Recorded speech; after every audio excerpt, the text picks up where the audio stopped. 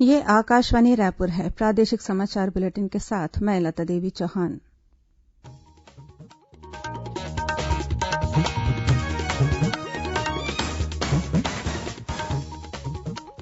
और अब पेश है आज के मुख्य समाचार। प्रदेश में सतर्कता और सावधानी के साथ अब सप्ताह में 6 दिन दुकानें खुलेंगी। रेड जोन और कंटेनमेंट क्षेत्र में कोई छूट नहीं। सरकारी खर्च को कम करने, नए पदों के सृजन, तबादले, विदेश यात्रा और वाहनों की खरीदी पर रोक। नई भर्ती, पदोन्नति और वार्षिक वेतन वृद्धि में भी बरती जाएगी मितव्ययता। प्रदेश में जिलों के भीतर और एक जिले से दूसरे जिले में आवागमन के लिए कल से टैक्सी ऑटो के परिचालन की सशर्त अनुमति। और प्रदेश में पिछले 24 घंटों के दौरान कोरोना संक्रमित 19 और नए मरीजों की पुष्टि। एक्टिव मरीजों की संख्या 281 हुई।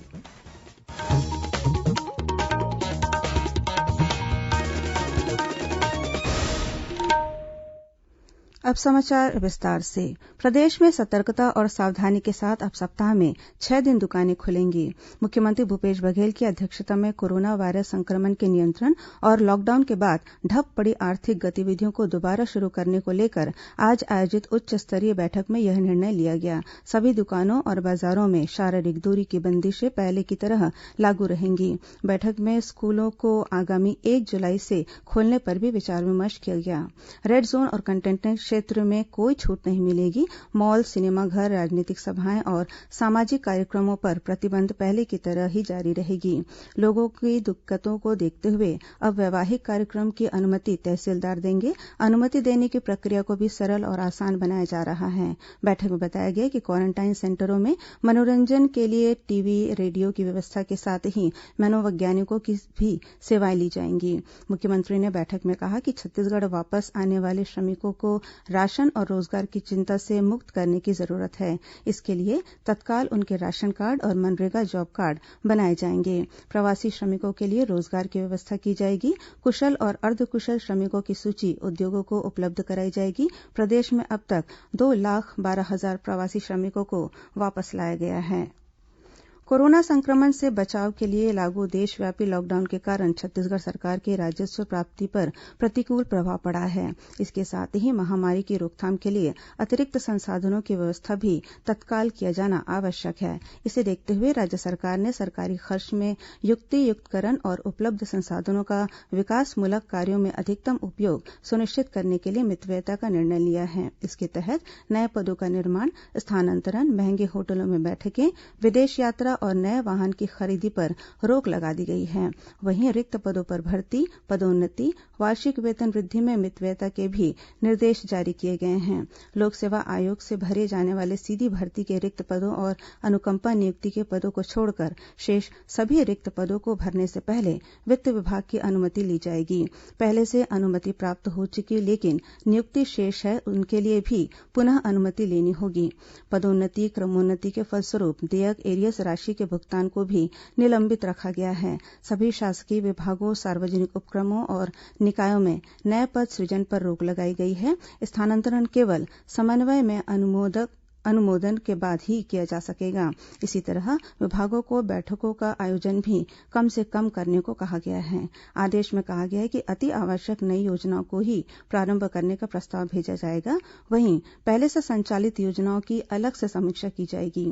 वर्तमान में अनुपयोगी योजनाएं बंद की जाएंगी। चालू वित्तीय वर्ष में नए वाहनों की खरीदी भी प्रतिबंधित रहेगी।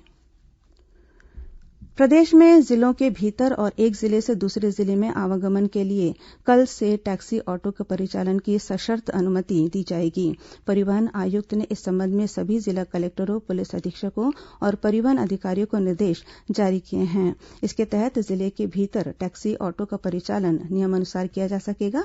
वहीं अंतर जिला टैक्सी ऑटो परिचालन के लिए ऑनलाइन ई पास आवश्यक होगा। बिना अनुमति ऑटो टैक्सी के परिचालन पर कार्रवाई की जाएगी।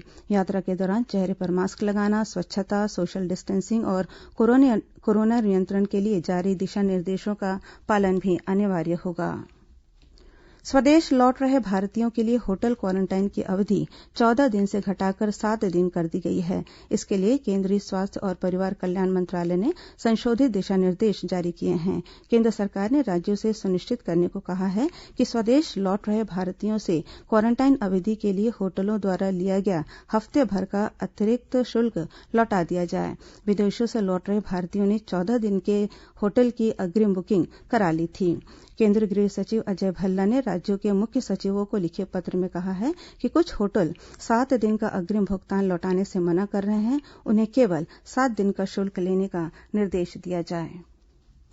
केंद्रीय स्वास्थ्य मंत्रालय ने कोरोना वायरस महामारी के प्रसार रोकने के लिए लोगों से हाथ धोने और सुरक्षित दूरी के नियमों का पालन करने की अपील दोहराई है। मंत्रालय ने ट्विटर पर कहा है कि नए दिशा निर्देशों के अनुसार लोगों को हमेशा सुरक्षित दूरी बनाए रखने, साबुन और पानी से हाथ धोने या अल्कोहल युक्त हैंड सैनिटाइजर के प्रयोग जैसे नियमों का पालन करना चाहिए। सार्वजनिक स्थानों पर थूकना दंडनीय अपराध बनाया गया है। इससे वायरस के प्रसार का जोखिम बढ़ सकता है। स्वास्थ्य मंत्रालय ने लोगों से बाहर निकलते समय फेस मास्क के प्रयोग पर जोर दिया है ताकि कोरोना वायरस के संक्रमण को रोका जा सके। इसके साथ ही लोगों से यह भी कहा गया है कि वे सही सूचनाओं का प्रसार करें और इस बीमारी के लक्षण पाए जाने वाले व्यक्तियों को जांच कराने के प्रति जागरूक करें। स्टिग्मा को दूर करने की जरूरत है क्योंकि इसकी वजह से लोगों की शीघ्र मदद में देरी हो सकती है, जिससे उनका स्वास्थ्य और बिगड़ सकता है। लोगों की सुरक्षा के लिए यह जरूरी है कि वे 2 गज की दूरी का पालन करें। साथ ही उन्हें अपने हाथ, नाक और मुंह को भी छूने से बचना चाहिए। लोगों को तंबाकू सेवन का प्रयोग नहीं करना चाहिए तथा सार्वजनिक स्थानों पर नहीं थूकना चाहिए। स्वास्थ्य मंत्रालय ने यह भी कहा है कि यदि किसी व्यक्ति को इस बीमारी के लक्षण दिखते हैं तो उसे हेल्पलाइन नंबर 1075 पर संपर्क करना चाहिए। देश में कोरोना वायरस रोगियों के संपर्क में आए रोगियों का पता लगाने, संक्रमण के क्षेत्रों की जानकारी और स्व आकलन के लिए महत्वपूर्ण मोबाइल ऐप आरोग्य सेतु अब ओपन सोर्स हो गया है। नीति आयोग के मुख्य कार्यकारी अधिकारी अमिताभ कांत ने कल नई दिल्ली में यह घोषणा करते हुए कहा कि पारदर्शिता, निजता और सुरक्षा आरंभ से ही आरोग्य सेतु के मुख्य सिद्धांत रहे हैं। उन्होंने कहा कि विश्व में कहीं भी किसी भी सरकारी उत्पाद को इस हद तक ओपन सोर्स नहीं किया गया है। प्रादेशिक समाचार आप आकाशवाणी रायपुर से सुन रहे हैं। छत्तीसगढ़ की खबरों से है आपका वास्ता और खबरों की विश्वसनीयता से है हमारा वास्ता। आकाशवाणी समाचार रायपुर के प्रादेशिक समाचार बुलेटिन के साथ ही हमारे समसामयिक कार्यक्रम आप रेडियो के अलावा अपने मोबाइल पर भी सुन सकते हैं। आकाशवाणी समाचार फेसबुक, ट्विटर और यूट्यूब पर भी उपलब्ध है। हमारा Facebook page Chhattisgarh news on AIR, Twitter handle CGAIR news और हमारा यूट्यूब चैनल है छत्तीसगढ़ AIR न्यूज। तो अब रेडियो के साथ ही आपके मोबाइल के जरिए भी हम पहुंच रहे हैं आप तक। छत्तीसगढ़ की हर खबर के लिए सुनते रहिए आकाशवाणी समाचार। और अब आगे बढ़ते हैं बाकी के समाचारों की ओर। प्रदेश में पिछले 24 घंटों के दौरान कोरोना संक्रमित 19 और नए मरीजों की पुष्टि हुई है। इनमें बालोद से 6, कांकेर और मुंगेली से 4-4, जशपुर से 2 तथा बेमेतरा और सूरजपुर से 1-1 मरीज मिले हैं। वहीं आज जगदलपुर से कोरोना संक्रमित एक नए मरीज की पुष्टि हुई है। इन्हें मिलाकर छत्तीसगढ़ में कोरोना संक्रमित मरीजों की संख्या बढ़कर अब 361 हो गई है। फिलहाल 281 मरीजों का इलाज चल रहा है। वहीं 80 मरीज स्वस्थ होकर अपने घर लौट चुके हैं। जगदलपुर में कोरोना संक्रमण का पहला मामला सामने आया है। बस्तर कलेक्टर ने बताया कि 24 वर्षीय यह युवक दिल्ली का रहने वाला है और जगदलपुर में मेडिकल की पढ़ाई कर रहा है।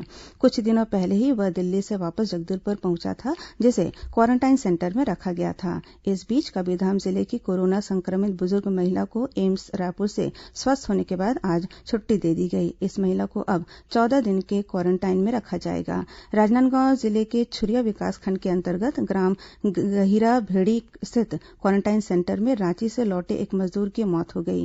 मृतक का सैंपल जांच के लिए भेज दिया गया है। इधर मुंगेली कलेक्टर ने आज कोरोना संक्रमित मरीजों के गांव बाघामुड़ा और तवरपुर का दौरा किया तथा मरीजों के ट्रैवल हिस्ट्री के बारे में जानकारी ली। उन्होंने क्वारेंटाइन सेंटर का भी जायजा लिया। कलेक्टर ने संबंधित गांव को सील करते हुए कंटेनमेंट जोन घोषित करने के भी निर्देश दिए हैं।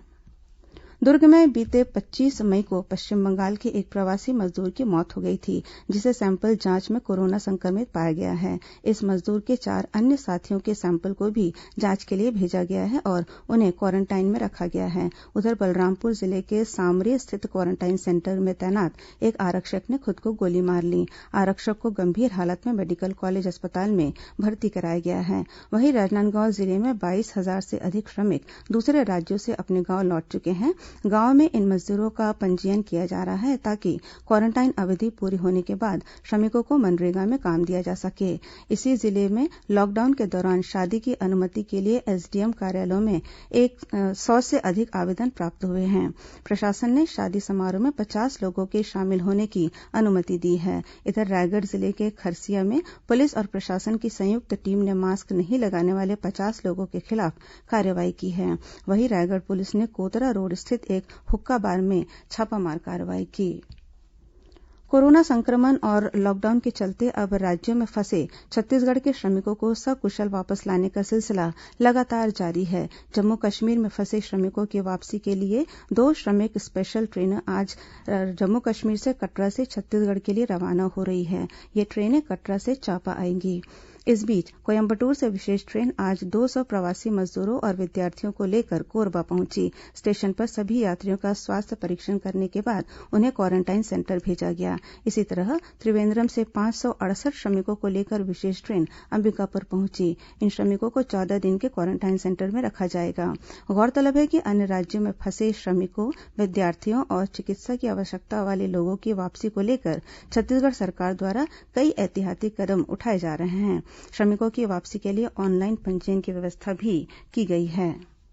दक्षिण पूर्व मध्य रेलवे के बिलासपुर मंडल के स्टेशनों में 19 आरक्षण काउंटर खोले गए हैं, जहां विशेष ट्रेनों के आरक्षण और टिकट रद्द करने के कार्य किए जा रहे हैं। बीते 22 से 26 मई के बीच मंडल के सभी काउंटरों से लगभग 1 करोड़ 15 लाख रुपए रिफंड के रूप में भुगतान किए जा चुके हैं। इन सभी काउंटरों में मास्क पहनने और सामाजिक दूरी का पालन किया जा रहा है। कोरोना वायरस संक्रमण की रोकथाम के लिए छत्तीसगढ़ उच्च न्यायालय द्वारा सभी न्यायालयों में 15 जून तक सुनवाई स्थगित की गई है। लॉकडाउन अवधि के दौरान सभी न्यायालयों में पहले की तरह ही दोपहर 3 बजे से शाम 5 बजे तक अत्यावश्यक मामलों की सुनवाई की जा सकेगी। राज्य सरकार ने प्रदेश के सभी सांसदों, मंत्रियों, विधायकों और अन्य विशिष्ट व्यक्तियों की पुख्ता सुरक्षा व्यवस्था के निर्देश दिए हैं। सुरक्षा की दृष्टि से विशिष्ट व्यक्तियों को सुरक्षा श्रेणी प्रदान की गई है और उसके अनुरूप अंगरक्षक और सुरक्षा अधिकारी तैनात किए गए हैं। पुलिस महानिदेशक डीएम अवस्थी ने इस संबंध में बैठक लेकर विशिष्ट व्यक्तियों की सुरक्षा की समीक्षा की। उन्होंने सभी पुलिस अधीक्षकों को विस्तृत दिशा निर्देश जारी करते हुए प्रदेश के सभी सांसदों, मंत्रियों, विधायकों और अन्य विशिष्ट व्यक्तियों की सुरक्षा व्यवस्था का ऑडिट करने को कहा है। पुलिस महानिदेशक ने कहा है कि विशिष्ट व्यक्तियों के निवास तथा उनके प्रवास कार्यक्रमों पर संबंधित पुलिस अधीक्षक उनकी सुरक्षा के लिए पूरी तरह से जिम्मेदार होंगे।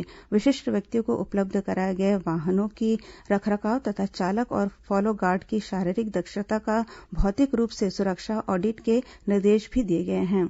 माओवाद प्रभावित क्षेत्रों में खासकर बस्तर संभाग, राजनांदगांव और कबीरधाम प्रवास के दौरान विशिष्ट व्यक्तियों को अतिरिक्त सुरक्षा व्यवस्था उपलब्ध कराई जाएगी।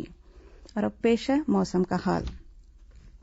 प्रदेश में इन दिनों भीषण गर्मी पड़ रही है। चिलचिलाती धूप और गर्मी से बचने के लिए लोग एसी, कूलर सहित अन्य उपाय कर रहे हैं। मौसम विभाग ने आगामी 24 घंटों के दौरान प्रदेश में 1-2 स्थानों पर लू चलने की चेतावनी दी है। प्रदेश में बीते 24 घंटों के दौरान सबसे अधिक 45.6 डिग्री सेल्सियस तापमान दुर्ग में दर्ज किया गया। वहीं राजधानी रायपुर का अधिकतम तापमान 43.8 डिग्री सेल्सियस रहा। अगले 24 घंटों के दौरान प्रदेश में कुछ स्थानों पर गरज चमक के साथ बौछारें पड़ने और तेज हवा चलने की संभावना है।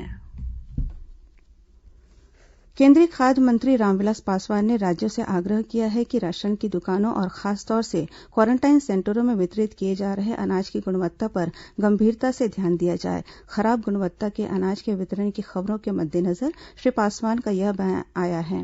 उन्होंने ट्विटर पर कहा है कि केंद्र भारतीय खाद्य निगम के जरिए राज्यों को ऐसा अनाज भेजता है जिसकी गुणवत्ता मानकों से कोई समझौता नहीं किया जाता।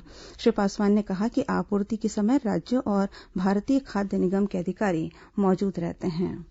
और अब कुछ अन्य खबरें संक्षिप्त में। देश के पहले प्रधानमंत्री पंडित जवाहरलाल नेहरू की आज पुण्यतिथि है। वर्ष 1964 में 27 मई को उनका निधन हुआ था। प्रधानमंत्री नरेन्द्र मोदी ने पंडित नेहरू की पुण्यतिथि पर श्रद्धांजलि अर्पित की है। रायपुर रेलमंडल के उरकुरा रायपुर अप लाइन स्टेशनों के बीच स्थित समपार फाटक खमतरी गेट पर मरम्मत कार्य की वजह से 29 मई की रात 10 बजे से 31 मई सुबह 6 बजे तक आवागमन बंद रहेगा। धमतरी जिले में किसानों और प्रवासी मजदूरों की 10 सूत्रीय मांगों को लेकर सीटू के बैनर तले अलग अलग ग्राम पंचायतों में सचिवों को ज्ञापन सौंपा गया। दुर्ग जिले में छावनी पुलिस ने कपड़ा व्यवसायी से जमीन खरीदी के नाम पर 18 लाख की धोखाधड़ी के मामले में 2 आरोपियों को गिरफ्तार किया है। रायगढ़ जिले के गिरवानी पाली मार्ग पर ट्रैक्टर से मोटरसाइकिल सवार एक युवक की मौत हो गई, जबकि एक अन्य युवक गंभीर रूप से घायल हो गया। जांजगीर चांपा जिले के शिवरीनारायण क्षेत्र के लोहरसी गांव के पास 4 पहिया वाहन की चपेट में आने से एक व्यक्ति की मौत हो गई, वहीं एक अन्य व्यक्ति घायल हो गया। महासमुंद जेल में एक बंदी की मौत के मामले में दंडाधिकारी जांच के आदेश दिए गए हैं और महासमुंद जिले के ग्राम केसलडीह रायकेरा केरियाडीह में एक दंतैल हाथी के उत्पात से फसलों को काफी नुकसान पहुंचा है। अंत में मुख्य समाचार एक बार फिर। प्रदेश में सतर्कता और सावधानी के साथ अब सप्ताह में 6 दिन दुकानें खुलेंगी। रेड जोन और कंटेनमेंट क्षेत्र में कोई छूट नहीं। सरकारी खर्च को कम करने, नए पदों के सृजन, तबादले, विदेश यात्रा और वाहनों की खरीदी पर रोक। नई भर्ती, पदोन्नति और वार्षिक वेतन वृद्धि में भी बरती जाएगी मितव्ययता। प्रदेश में जिलों के भीतर और एक जिले से दूसरे जिले में आवागमन के लिए कल से टैक्सी, ऑटो के परिचालन में सशर्त अनुमति। और प्रदेश में पिछले 24 घंटों के दौरान कोरोना संक्रमित 19 और नए मरीजों की पुष्टि। एक्टिव मरीजों की संख्या 281 हुई। इसी के साथ प्रादेशिक समाचार बुलेटिन समाप्त हुआ। नमस्कार।